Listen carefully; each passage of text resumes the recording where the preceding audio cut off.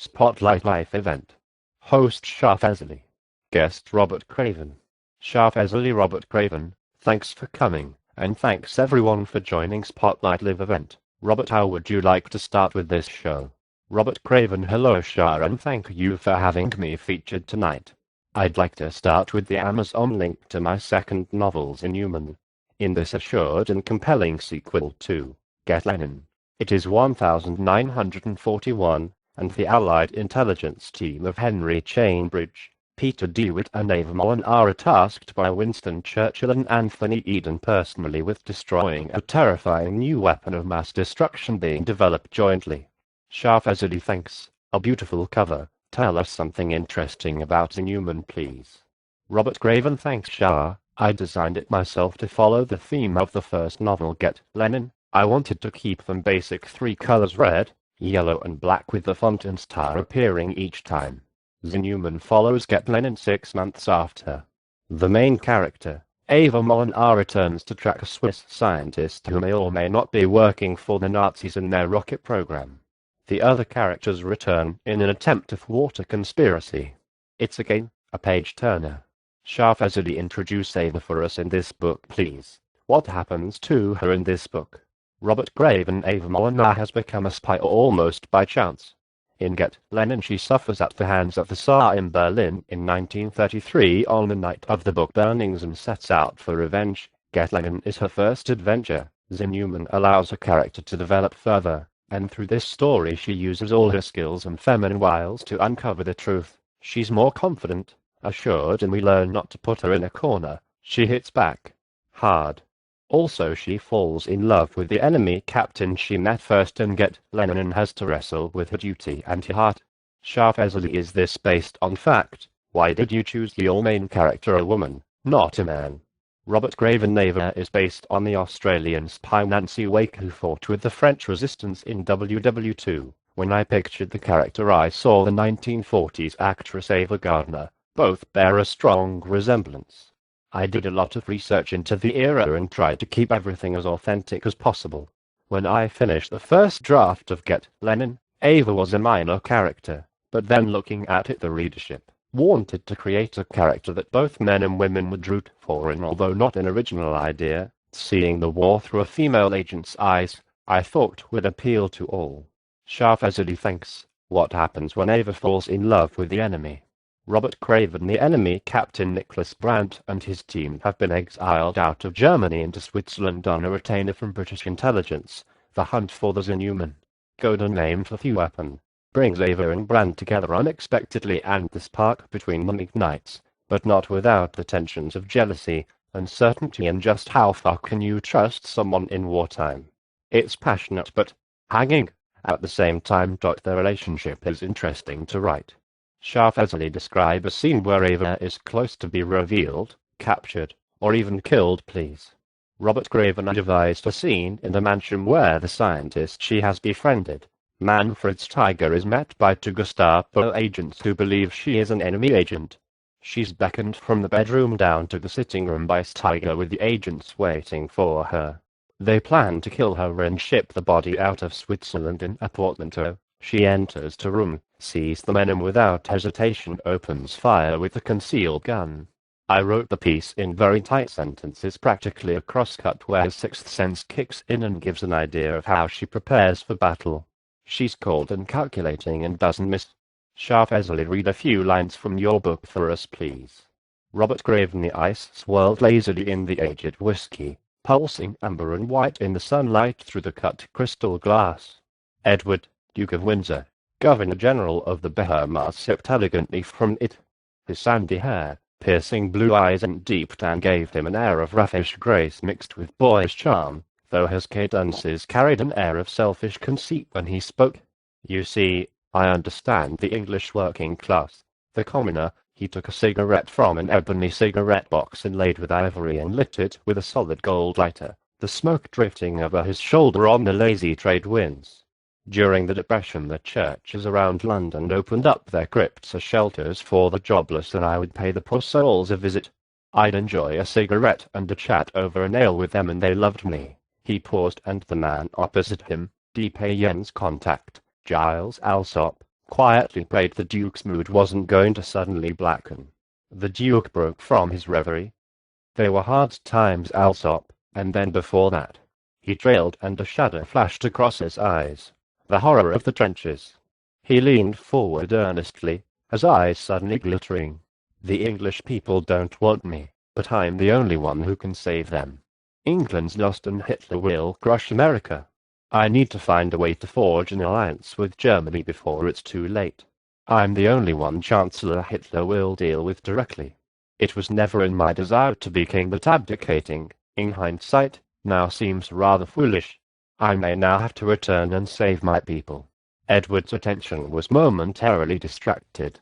Looking up and across the veranda, he watched his wife, Wallis Simpson, strolling through the perfectly manicured grounds, unlinked with their friend Portuguese banker Ricardo Silva. Ahead of them skipped a pair of Cairns terriers who rushed up to the Duke and licked his fingers greedily with tails whirling.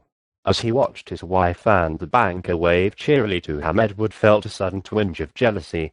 He brushed imaginary ash from his immaculately pressed jacket and trousers. The man sitting opposite him, Giles Alsop, was in awe of the circles in which he now moved. He studied the two as they joined them. The Portuguese, urbane, the Duchess thin, Channel and charismatic, magnetic or almost, graced with the sinewy poise of a dancer. As one of Chamberlain's attaches in Munich in 1938, Alsop had met Hitler and Mussolini in person. They had dazzled him with their authority, power and slick diplomatic machinery, and Ribbentrop, the dashing chap who had stolen the show and ideologically seduced him. Through this connection, Alsop had met the royal couple and had since followed every sartorial mode that Edward had created. He sat with the Duke attired in an almost identical double-breasted suit and shirt with matching wide foreign hand knot in his tie, and felt he had outdone the banker. The couple had resided with Silva in Portugal after fleeing first France and then Spain in the face of the German advance, then the humiliating posting here via British warship on Churchill's orders. Alsop looked around. To him this was a parochial backcourt run, no place for a monarch to reside. A monarch who had foresight and clearly understood the future. Wallis kissed the Duke tenderly on the temple and retrieved a cigarette from the box, taking a light from the Duke's cigarette. "Ricardo will be in Switzerland for a few days making arrangements, darling."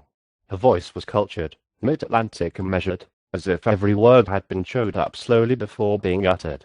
She looked steadily at Alsop. "We're always busy, thinking and turning things around in our heads. Something must be done about this whole situation." She threw a slow, withering gaze across the gardens, veranda and house as she spoke. She pinched her mouth into a moo as she did it. Edward shifted uncomfortably and attempted a sheepish smile to the two men. Silva's expression never changed, his eyes fixed on some distant problem he was working on, then glanced up at Alsop. "Have you shown them the list?" Silva asked as he accepted the proffered cigarette from the Duke. Under the table, the terriers lapped noisily from silver water bowls filled from the pewter jug on the table. Edward topped up his glass from it.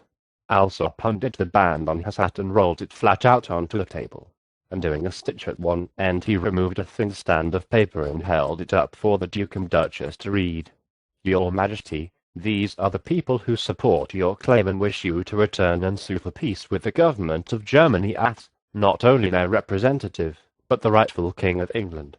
Their eyes ran quickly down the list and Wallis raised an eyebrow as her smile widened. Edward took the lighter and set the parchment alight. "Excellent. Yes, this is most excellent." In moments of excitement, Edward's voice rose to a shrill pitch. As they watched the embers eddy in the ashtray, Silva said, "Giles will return to England and maintain his cover. I will arrange to meet with some like-minded individuals over the next few weeks and discuss options. In the meantime, I'm advised you are both under surveillance by the FBI and British intelligence. For your safety, the less your Majesty knows from now on the better." Silva rose from the table with Giles following suit. Watching them leave, Edward spun the gold lighter clockwise and anti-clockwise in short sudden bursts, and Wallis held her long arms out admiring her new Katia jewelry. "Nice sort of chap that Alsop," murmured Edward, pouring another generous measure. He checked his watch. It was 10:15 a.m. "Decent sort." Pauline Edwards. "Hi, Robert. From a dark and chilly UK. Are 3 the rockets in your story real, or did you create them yourself? Shah Fazli thanks. After you wrote Get Lenin, what motivated you write The Newman? Any particular reason? Robert Craven. Hi Pauline Edwards. Yes, the rockets were real. Germany developed the V1, Doodlebug, and V2 rockets. When creating the Newman, I looked into this and created a possible, modified V1. Robert Craven. Thanks Shah Fazli. The motivation for the Newman was that when I finished Get Lenin, I had numerous plots sketched out and loved 2 characters I had created, General Metzger and Ava, and I thought this could develop into a series and began to plot out a conspiracy that she gradually uncovers during the course of the war. I wanted to give these 2 characters in particular another run out. Pauline Edwards. I loved the scene in the mountain where the rockets were stored. Ideal movie scene. Ben Manning. Hi Robert. What are your main influences? For me, reading your work is very special in that, though I love many spy thrillers like Tinker Tailor, they can be hard to read and your style is natural and easy to digest. I often think of the old book series, Secret Army, for instance when reading Get Lenin. Robert Craven. Thanks Pauline Edwards. Yes, I tend to visualize chapters and I think we're all from the cinema blockbuster generation. It was Jaws, Star Wars and Indiana Jones during my childhood. Shah Fazli. What makes your book stand out among similar genres? Anything that the readers point out, or you can think of, please. Robert Craven. Thanks Ben Manning. My main influences are Stephen King, Ian Fleming, Alistair MacLean and Frederick Forsyth. Like the films I've quoted, I grew up reading those. I also love James Herbert, Irish writers Frank O'Connor, John Murgahan and John Banville.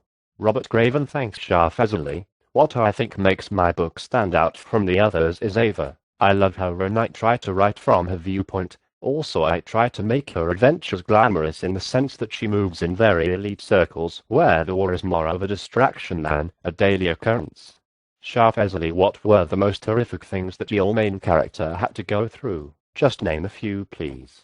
Robert Craven. Ava's beaten in the early chapters of Get Lenin by 2 Star. She witnesses the murder of her fiancé too. Her best friend Ella Edelstein is forced into hard labor on the streets of Berlin and she witnesses the invasion of her homeland, Poland, while trying to smuggle her family out. In The Newman she is hunted down in New York by enemy agents and has to flee and is nearly killed in Steiger's mansion. Ben Manning. Can I ask, how did the idea for Get Lenin come about? It is very original. Robert Craven. Hi Ben Manning. The idea came about when I read a Sunday Times review of a book named Lenin's Embalmers by Elias Barsky, and the book has a chapter about the mausoleum moved along with Russian industry 1,000 miles to the Urals, and I thought, what if the Germans sent a team in to snatch the sarcophagus and display it in Berlin? And from there I started writing. Shah Fazli. Robert, it has been a pleasure. You may want to also give us your tips on writing at the end of this interview, please. Robert Craven. Thank you very much for interviewing me, and to Ben Manning and Pauline Edwards for their questions. My main writing tip is read everything as well as write. The great jazz bassist Steve Swallow once remarked, my skill is based on 50/50 - 50% listening to all kinds of music and 50% playing. Robert Craven. Slam. Lorraine Arndl. Thanks Robert and Shah / Ben Manning. Thanks, really enjoyed the interview. Robert Craven. I love the sequel title as with Get Lenin. It is a real clincher. Robert Craven. Cheers Ben Manning and Lorraine Arndl. Have a great weekend. Reggie Jables Jones. Apologies Rob for not being here. I made time for it but was caught up in a bit of a drink. I hope I'm forgiven, mate. Shah Fazli. Thanks everyone for joining. Hope you enjoyed this event with Robert, and like to book your own interview or give feedback, join www.facebook.com/beinthespotlight.